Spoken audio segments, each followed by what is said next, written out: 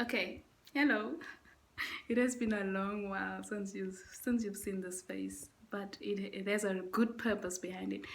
I'm just hopping on here real quick to share a short encouragement to anyone who needs to hear this. So while I was at the park, I met a couple with two kids under two. Yes, two kids under two. And I've not met them before, I don't know them. And funny enough, while the kids were playing, they just started talking to me and told me like how tough this season has been and what they've been trusting God for and all of that. And we started talking about the pandemic and all of that. So what stood out for me is how they felt like that they're not going to trust God any further because of how tough things seem. It just seems impossible for what they trust in God for. And they asked me questions about handling three girls. But we spoke about that because they thought it was my kids. And the most amazing part about this is that how a pandemic can make us feel like God's promises has been shut down for us. His promises has absolutely not been shut down for us.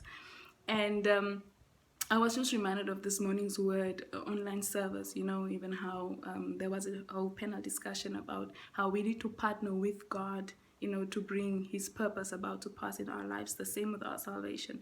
So this is just me wanting to encourage anyone else who feels discouraged based on how things seem worldwide, globally, and you feel like God's promises have been shut down for you. It has not been shut down for you. Whatever you've been trusting God for, hold on to that. Keep on holding on to what you've trusted God for. Declare that, decree it. Believe him that he is a good father, because he says in his word that he is a rewarder of those who diligently seek him. Hebrews 11. So as I was driving back, taking the babies back, I was reminded, the Holy Spirit was just reminding me that if me as an aunt is so committed to keeping my word to take these girls out, which I made I think a few weeks ago, how much more God to bring his promises about to pass in our lives. So whatever you trust in God for, hold on to it. Trust him, believe him.